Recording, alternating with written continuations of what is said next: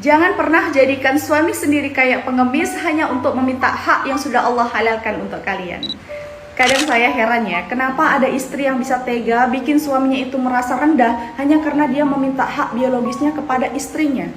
Padahal itu bukan hanya nafsu semata bunda, itu fitrah.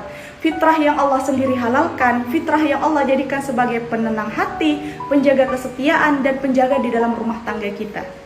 Tapi ada suami yang sampai harus menahan malu, minta pelan-pelan, takut dimarahin, takut ditolak sama istrinya sendiri, padahal itu adalah hak dia dalam mendapatkan hak biologis. Padahal istri yang menolak tanpa alasan syar'i, istri yang bikin suaminya itu merasa hina, itu bukan hanya menyakiti perasaan seorang suami, tapi juga ada dosa besar yang dilanggar.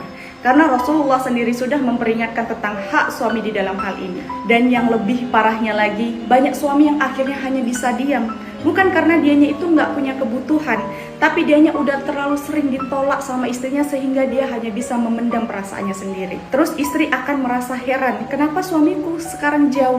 Kenapa dia menjadi dingin? Kenapa dia jadi cuek? Padahal jawabannya itu sederhana bunda. Laki-laki kalau terus-terusan ditolak, hatinya akan ikutan mati. Dan istri yang menolak tanpa alasan bukan hanya bikin hubungan renggang, tapi juga membuka pintu setan untuk masuk merusak rumah tangga kita.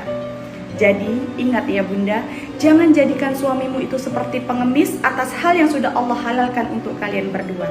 Hormati dia, layani dia, bahagiakan dia, karena apa yang kamu jaga hari ini, Allah akan jaga untukmu di suatu hari nanti.